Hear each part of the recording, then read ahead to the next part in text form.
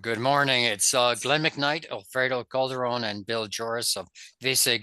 And we have the pleasure of having Dr. John LaPrise today. And he's going to talk about AI and internet governance. And it's a great pleasure, John.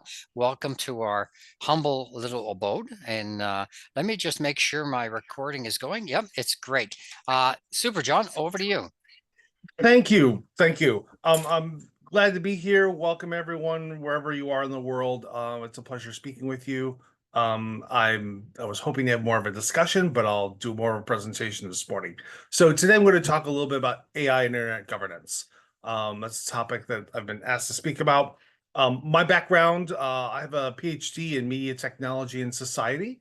So I'm properly a historian of technology. For the past 10 years, I've been working with nonprofits in a market research and data analytics role. And in those roles, I've been on the inside looking at AI in organizational contexts. I've also done some AI trust and safety work on the side.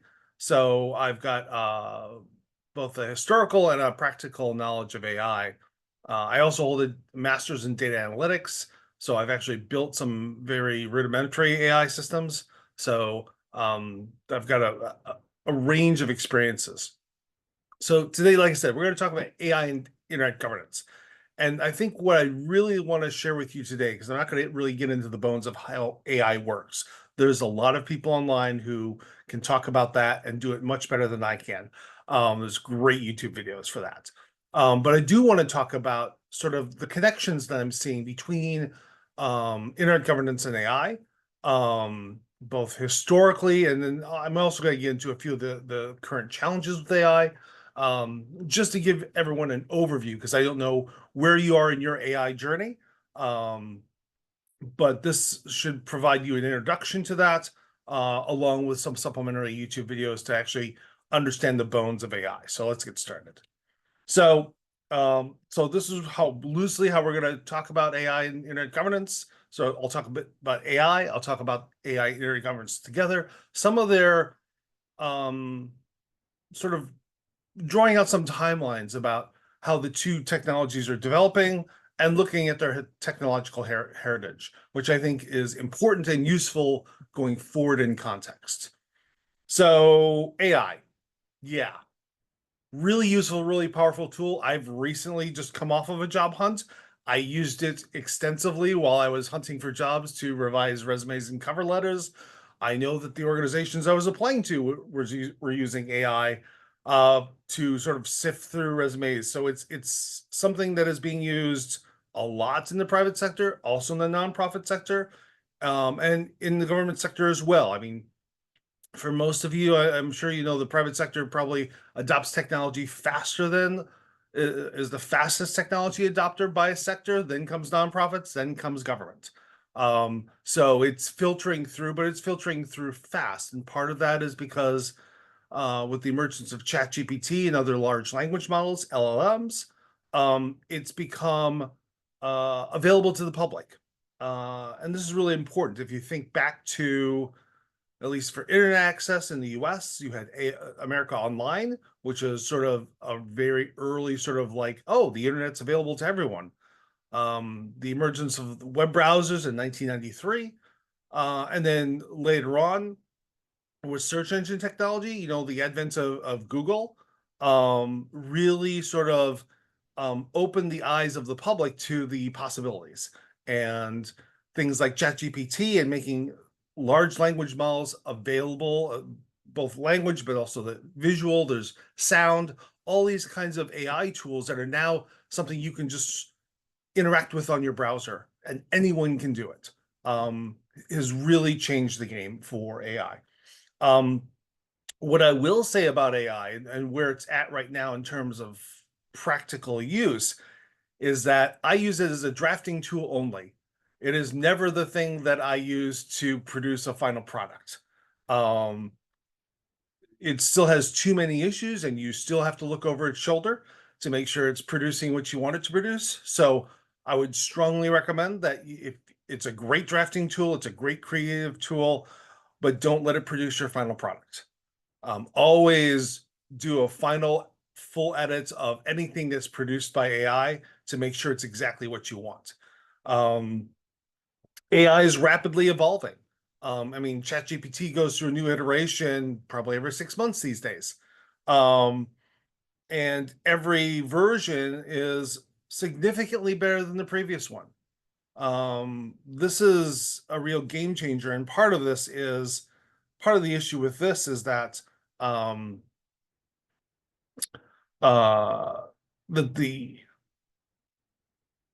where are the point? Oh, the fast changes.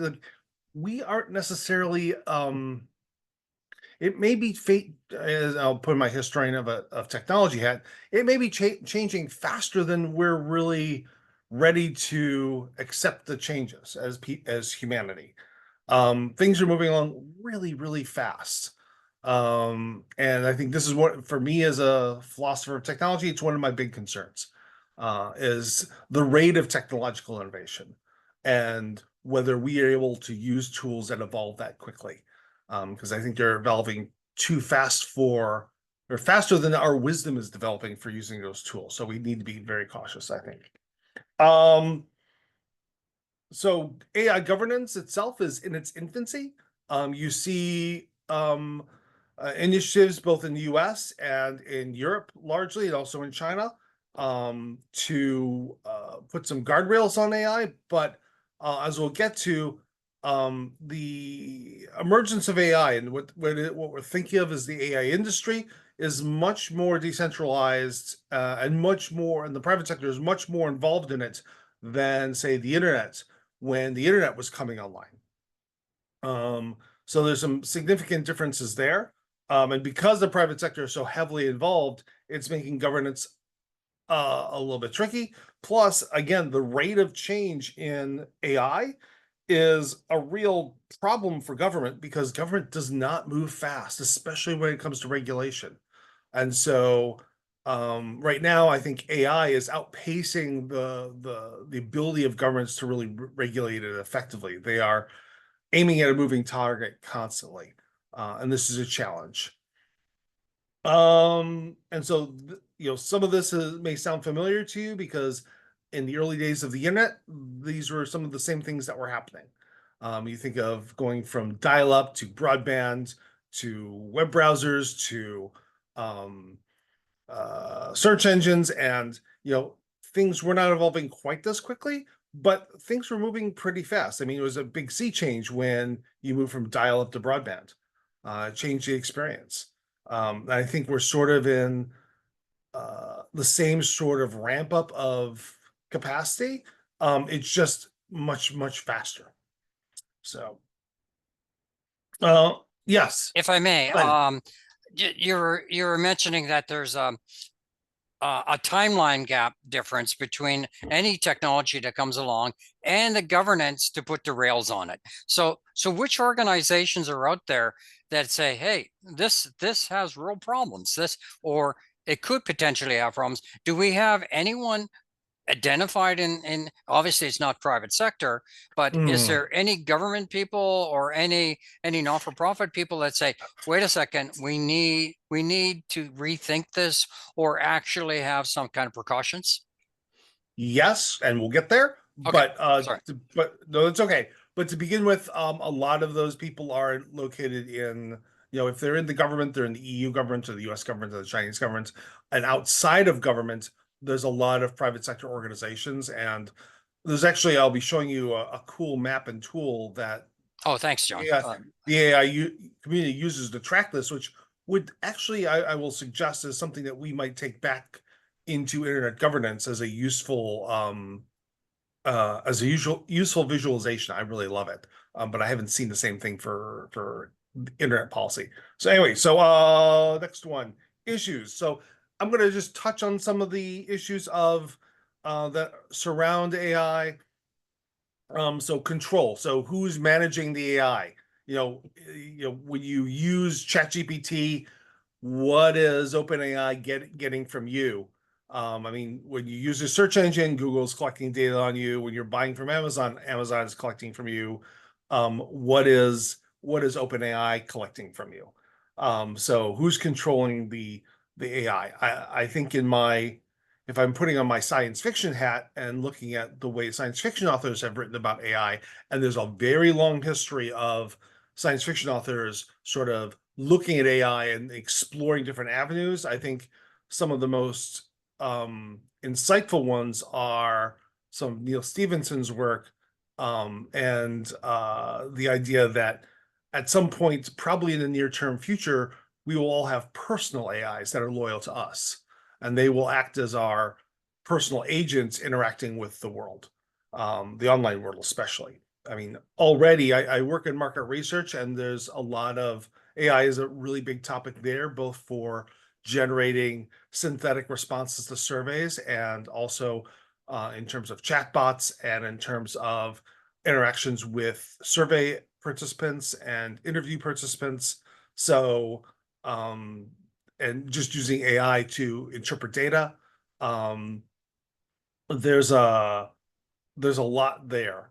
But who is actually controlling those AIs? Right now, it's generally speaking the companies that are running those AIs who make those AIs available to the public. Um, training data. So this is an intellectual property issue, right? So in order to build these AIs, they consume vast amounts of data to build models.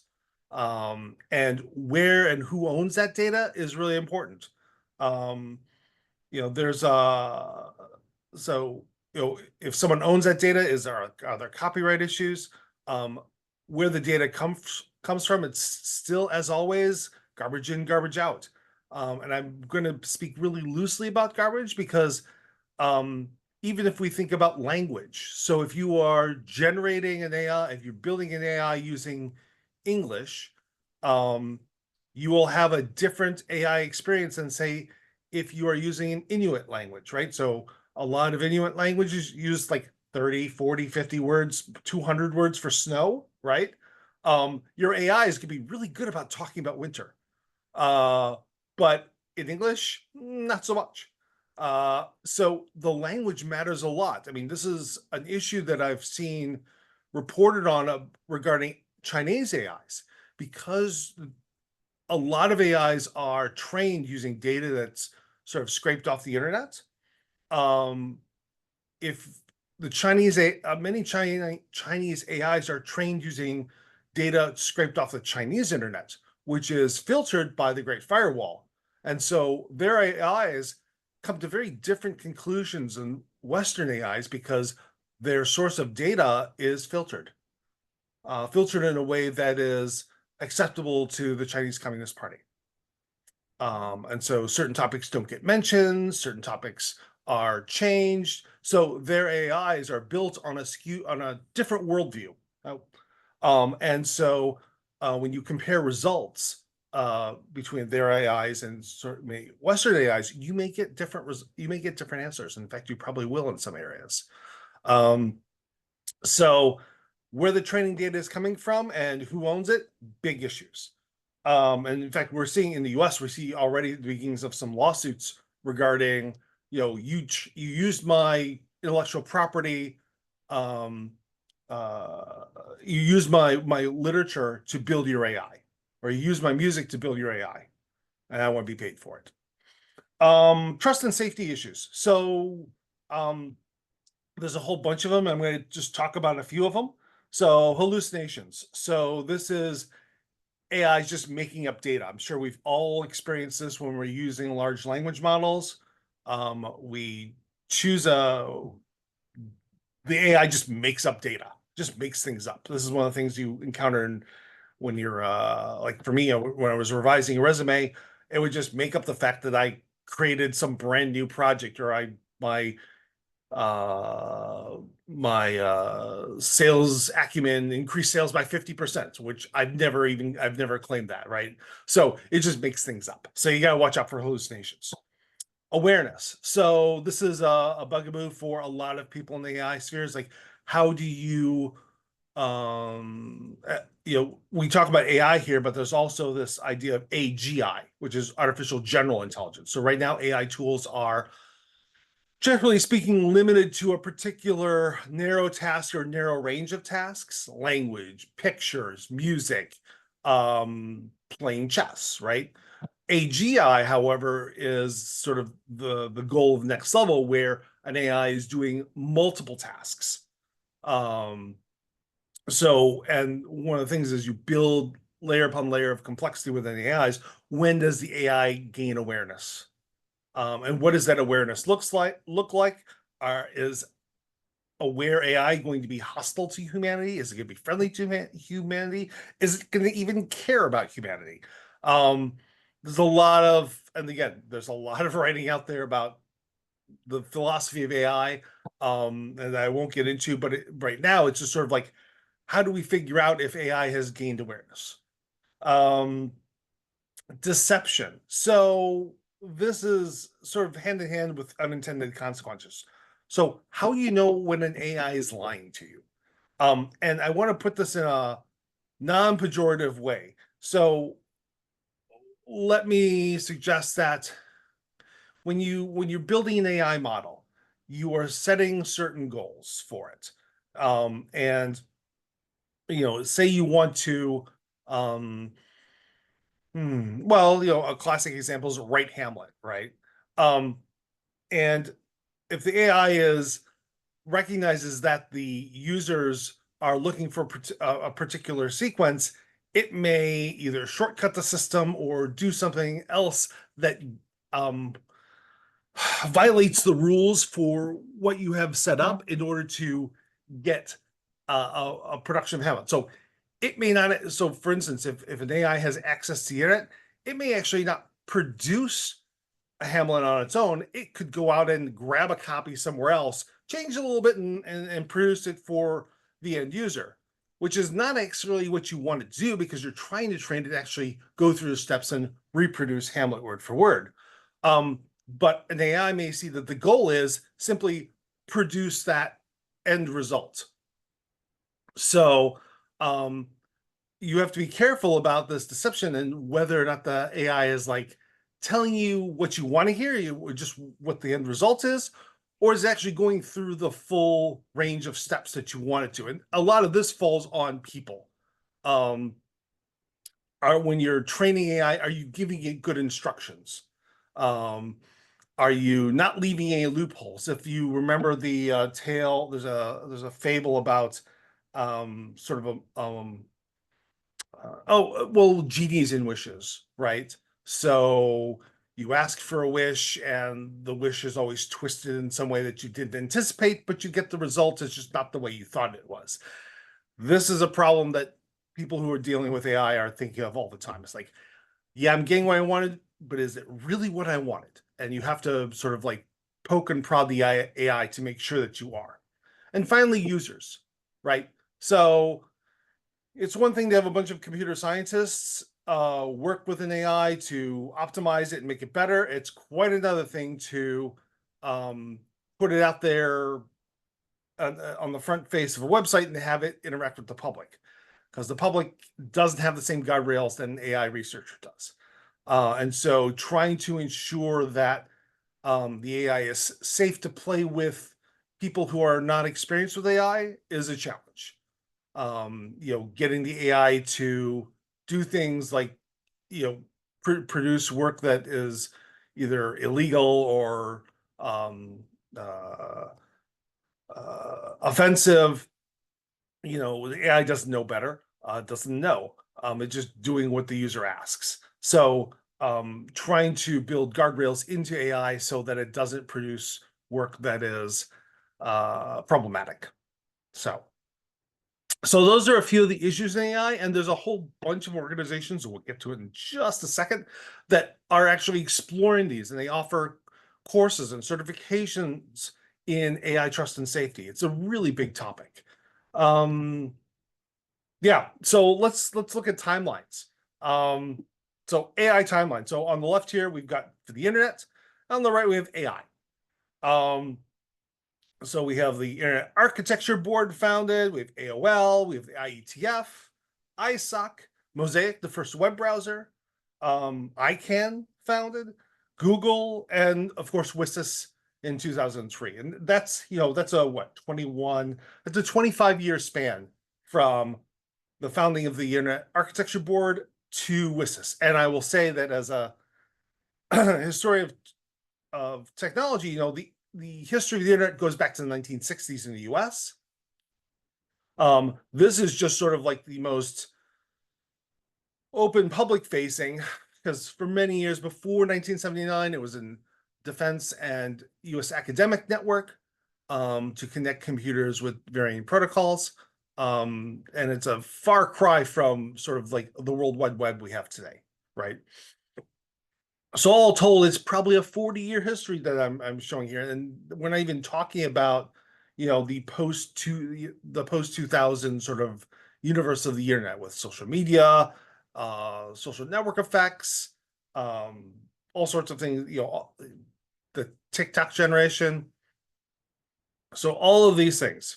So when it comes to AI, the big milestones we have are basically the first one, big one is ChatGPT. That's the first big public facing one.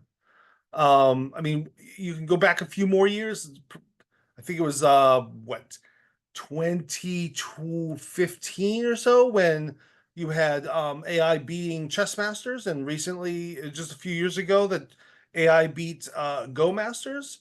Um, so you've got some specialty AI. So at best, maybe 5, 6, 7 years back for some specific items, but I think that those milestones are different than sort of like organizations and founding. If you look, and this is one of the things I actually encountered when I was searching for jobs, is that I saw a lot of organizations looking for people with, you know, 5 to 10 years in AI governance experience, right? And there just aren't any people with 10 years of AI governance experience because the field just hasn't existed that long. So, you know, you've got people, it was just a really frustrating place to be, as you can imagine. However, they opened my eyes in one respect, in that I think that we in internet governance have a lot to offer AI governance because they don't have this history. In fact, there's a lot of ignorance in AI governance about, you know, what that might look like. And people are trying to figure it out right now. But in many ways, I think internet governance is probably the closest analog and probably an influential, if not informative, path for AI governance. I mean, I could foresee, like, you know, I talked about WSIS. You could have a, you know, an AIGF, right? I could see that coming. There's not something similar to ICANN, but you know, an AI SOC, right? So some of these organizations could be replicated in an AI space, and mapping over experience in multi-stakeholder governance, um, multi-stakeholder governance into an AI framework or onto an AI technology. And yes, it's a lot of work and it requires a lot of buy-in and a lot of talking, but I would suggest that people who are involved in internet policy have a lot of experience with that. That sort of goes with the work. So I do want to talk briefly about this. So shared technological heritage. People are not necessarily aware of this. So yes, artificial intelligence has been a topic in academia for almost as long as there have been computers. What's more, at the same time that the internet was the ARPANET, the ARPA was working on ARPANET, the forerunner of our current internet. They were also investing in AI. They're already looking at AI in very primitive ways. And more recently, they've been just, you know, DARPA in the US has been pouring money into basic AI research, and this is true for other governments around the world as well.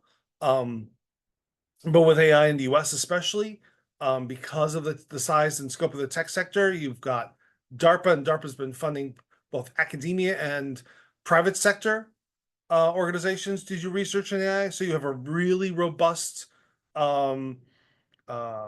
private sector AI in the US. The other sort of like, I would say, leaders in AI right now are probably China and Europe. Those are sort of like the three major poles, to a lesser extent, India. Um, those are the areas where AI research is really sort of cutting edge and moving at really breakneck speed. Uh, all right. So, oh yeah. So I'm getting towards the end of the presentation, but I would like to, this is a tool that the AI community has built at aisafety.com, and you can go there on your own when you have a chance. So this is a map, and actually you can click this. You see up in the left corner, there's a tile view and there's a governance map. This is the governance map. The tile view actually gives you links to every single organization on this page. And if you've seen these kinds of maps before, they're loosely organized into different areas, thematic areas, and each of the little icons represents an individual or an organization involved in that particular area. So you've got career citadel, sort of jobs in AI. These are funders. You've got people who provide training and certification, people who blog, podcasts, video. And this is actually, I've popped in on this probably on a fairly regular basis. This map changes a lot from time to time. Strategy, governance, research, capabilities, conceptual, the resource rock, of course.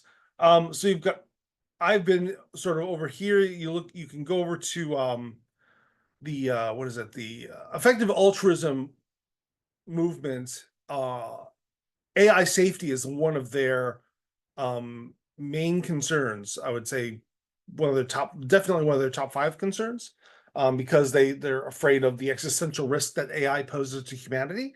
So AI trust and safety is an issue for them, and so you can find a lot of free resources via effective altruism globally. So I recommend that. It's a really good, I think it's a good place to start. And you can look at roles within AI through the various job sites. And then if I could go one more page. So this is just what AI governance looks like right now. So this is just the AI governance map. And this is one of the areas where I think that this kind of thing is actually really sort of useful. Glenn, I'm not sure. I've never seen something like this tool for internet policy and internet governance, but I think it'd be a really cool project to start building. And they build it like a wiki, so they've got a site where you suggest ads, and then the moderators and admins add things on. But it's a really cool idea to really visualize where all the actors are. And all of these are clickable links online. So if you're interested in one, you can just simply click on one and go there and figure out what they're doing. But it's really interesting. And this is if I'm leaving you with any homework, my homework is go play around on this map and go start learning.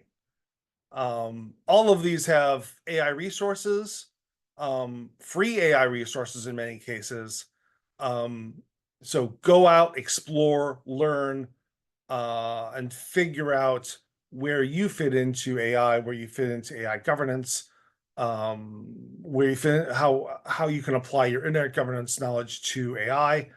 And that's sort of that's my where I think I'm gonna leave you off here. Yeah. And that is there's a lot of running room right now because AI governance is in its infancy, literally. Most of these organizations, like on this page, they're doing work either in the private sector or in the government sector or with companies. But there is not a global AI governance standard yet. That's not emerged. The UN's not is sort of ramping up to that. There's been a few working papers at the UN, but it's not as advanced as it was. Say they're not at the point where we've got like a WSIS for AI yet. So we are sort of like in that early stage. And so in many for that's one of the reasons why now is the time to make an impact. It's always easier to make changes earlier in the process to steer the process than it is later in the process.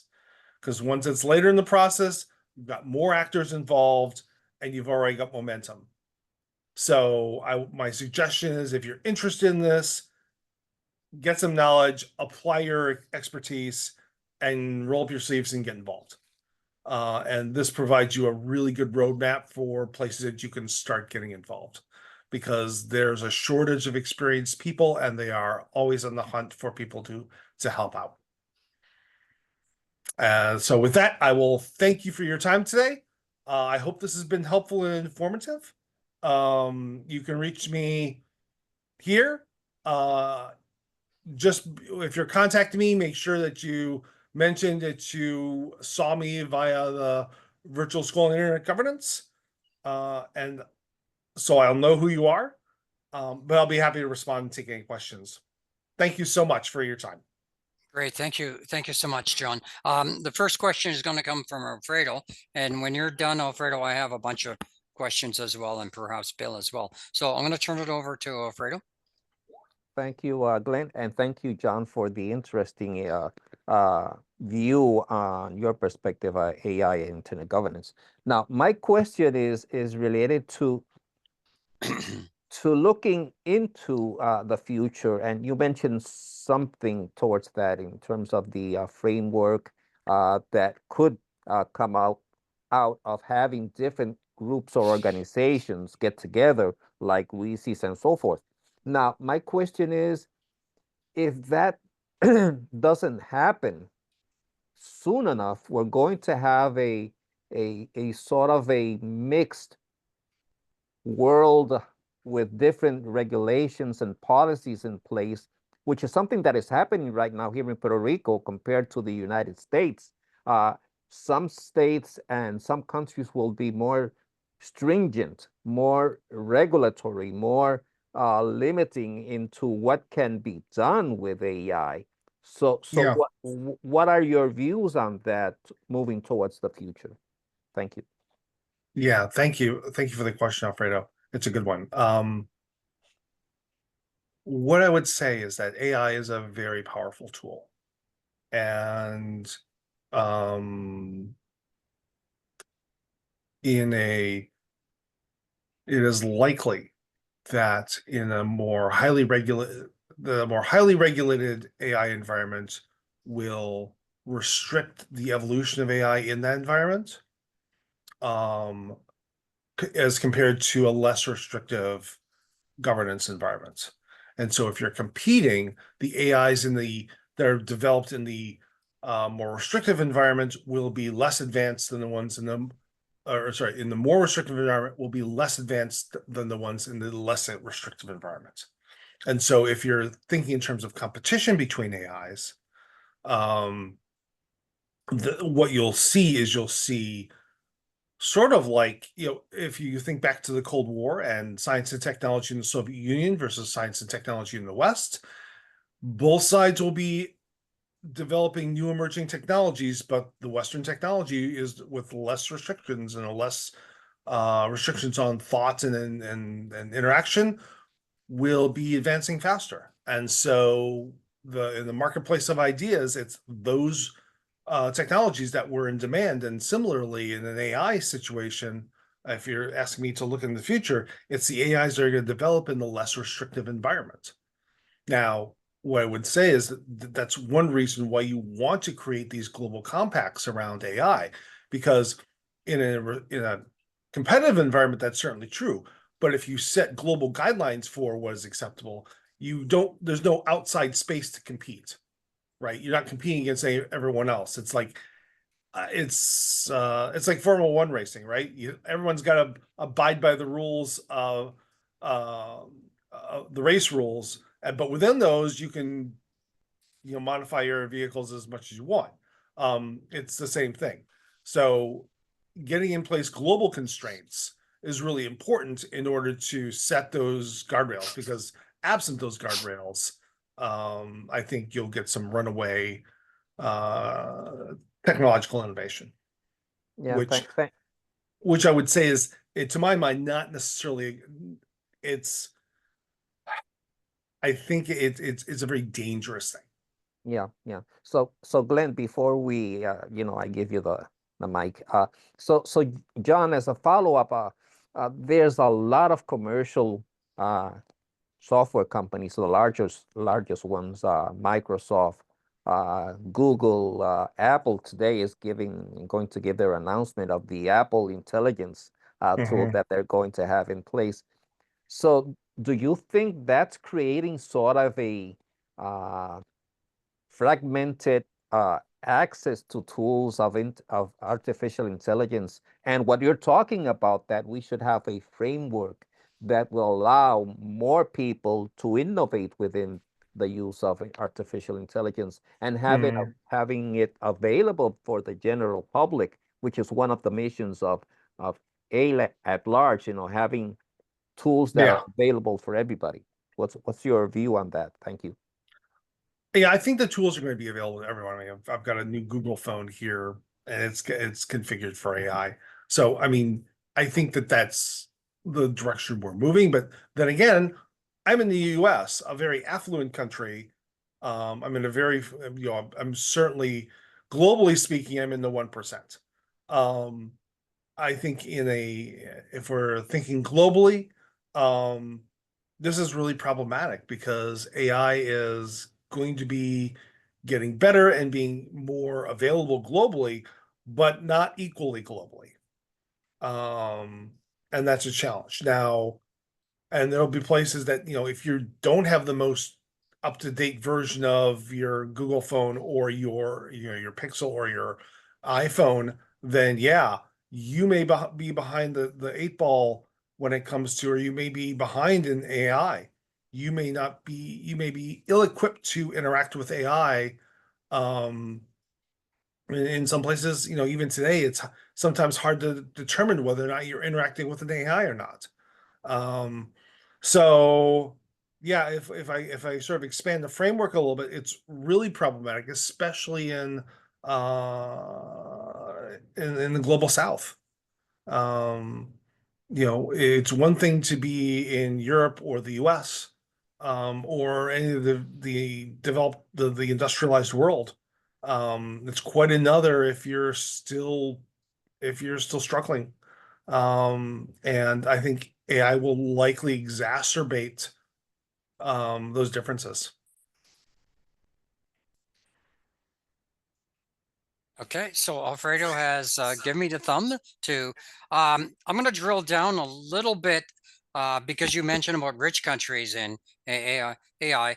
As you know, one of the biggest policies that don't get any coverage in the regular media is a 45 million billion, sorry, $1 billion program that the Biden-Harris government implemented, which was Internet for All. And that initiative is changing the lives of remote communities, poor communities, providing internet access. Now, if you go back to UNESCO, UNESCO has basically stated very clearly in the rollout of any internet access that AI literacy should be part of that. So I know you're a political animal. So is there dynamics there? And secondly, do you see if the government doesn't come in and it's a change, do you think that program will be, gone the way of the dodo? I don't know that. I don't feel qualified to comment on.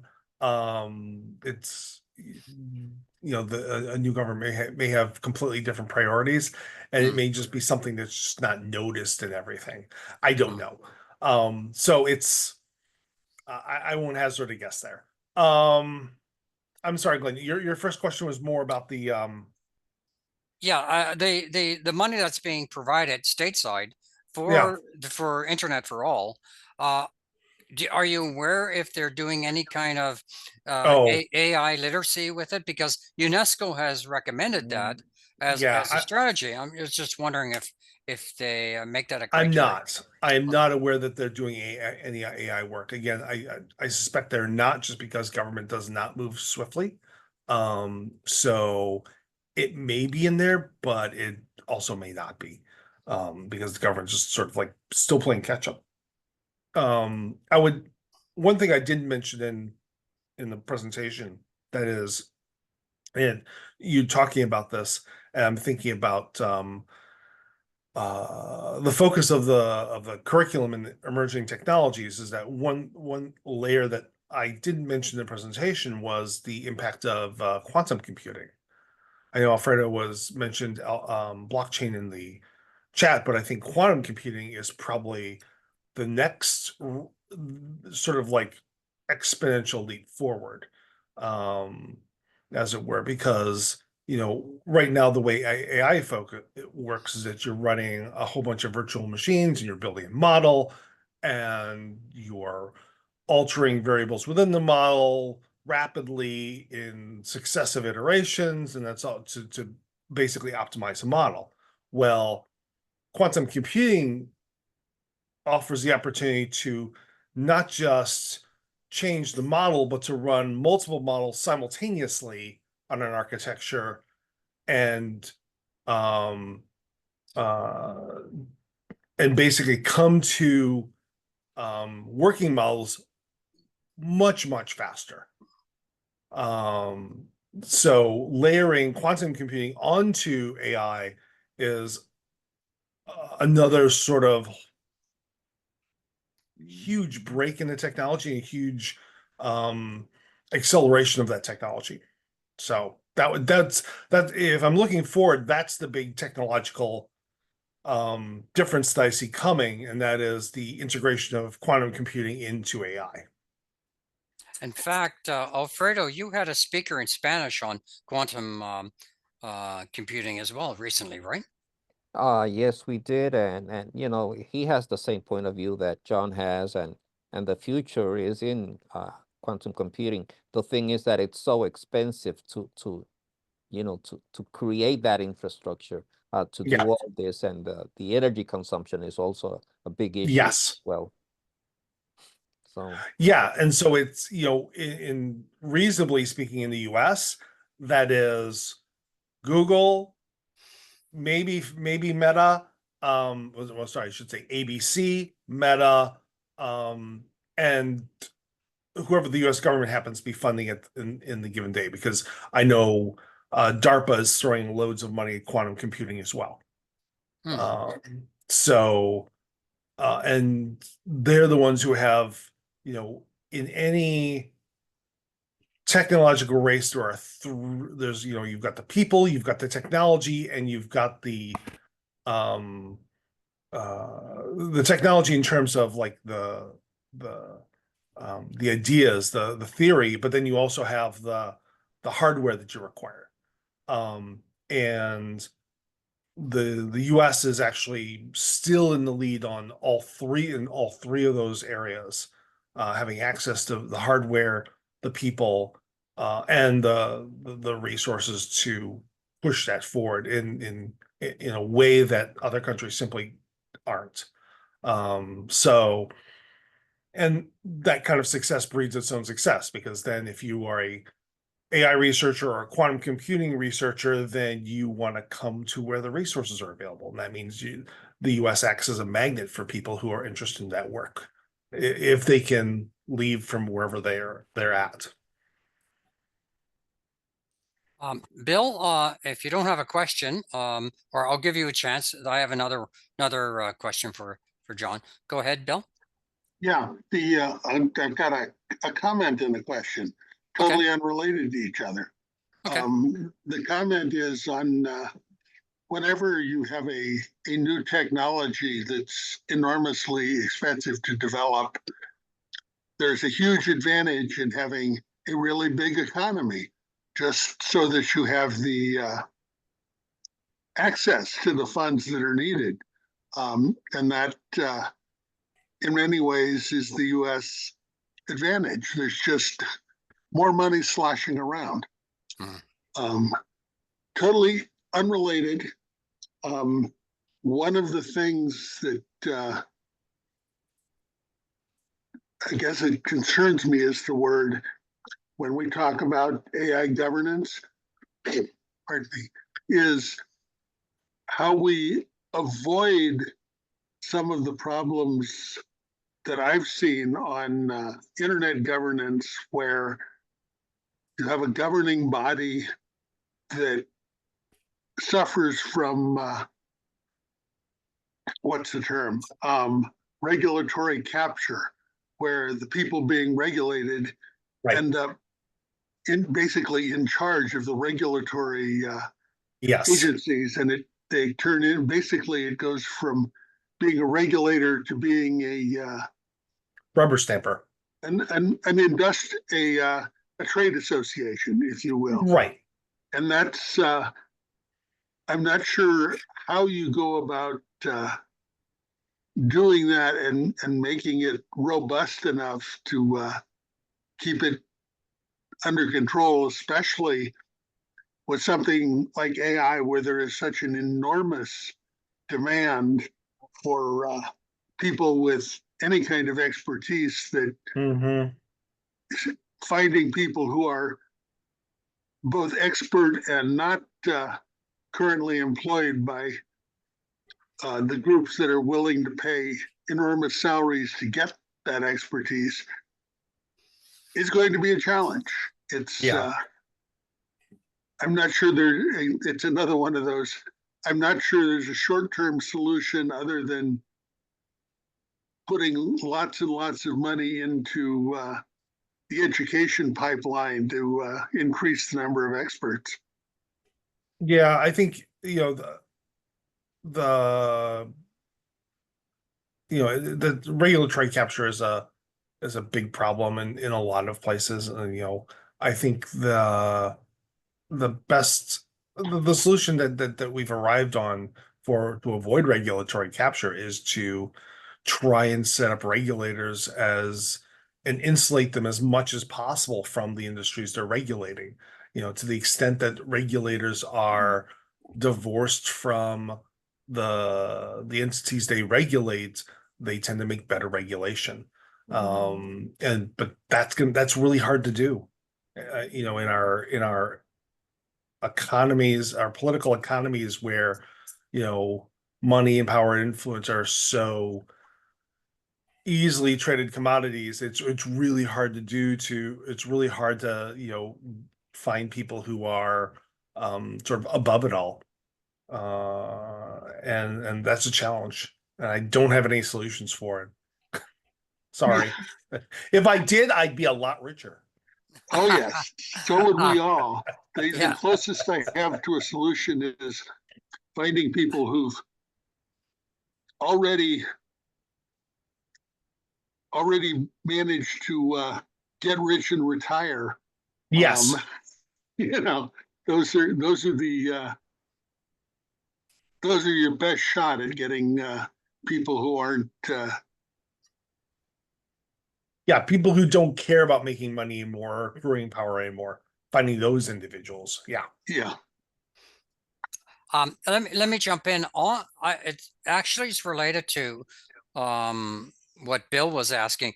If you look at the people who are developing the technology, the engineers, the educational institutions, what's absent in their education is any historical context of what you're talking about, of where the technology came from, nor any philosophical, humanitarian repercussions. It's almost like, okay, here's a technology, I'm going to get money for it. The professors are pushing me in a direction to develop this. I'm not saying it's a moral technology, but it's devoid of any kind of humanitas. It's lacking any kind of education of that student or groups of students working on the technology. I think that's part of the problem is how do you get AI literacy and technology developed that actually works for humanity, or these students have some sense of responsibility? That's been a problem in engineering approximately forever. That you I mean, I remember when I was an engineering undergraduate, what passed for breadth requirements were microscopic. I mean, we weren't even required to take freshman English.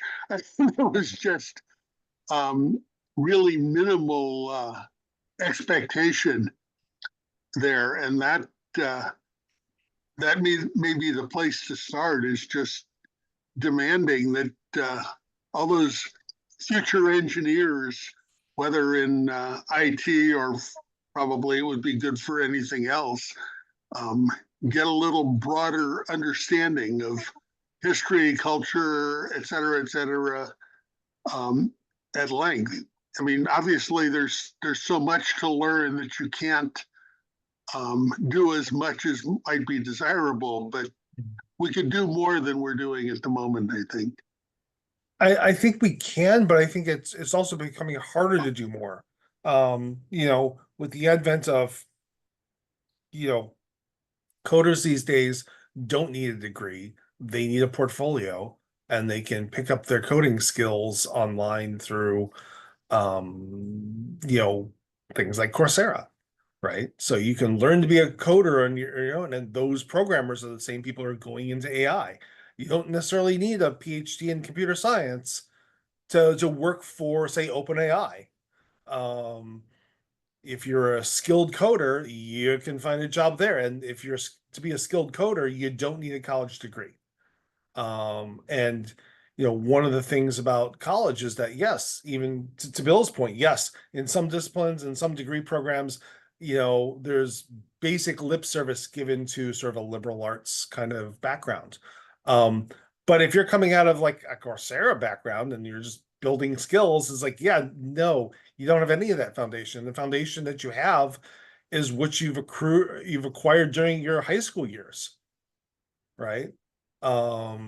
It's what you've had pre-college. It's which actually makes it even more important to see what's going on there. So it's hard. It's a really hard problem. And improving college and the liberal arts requirements in college isn't necessarily going to solve the problem. Because I see more and more coders coming out of sort of a non-college track in some respects, and they don't have any of that background. It's even worse. Yeah, it's more problematic. Yeah, and I was just gonna say, in higher ed, there's always a constant debate about what is the purpose of higher education, right? Is it to meet the demands of the labor market? Is it to meet the demands of the student as a customer? Is it the demand, or is it to meet the requirements of the country to produce well-rounded, educated citizens? And those three primary goals are always in tension. And there are other goals as well. But those are the three that pop up most commonly, and those three are always in tension. And how those three interact with, the demand for people who can advance AI.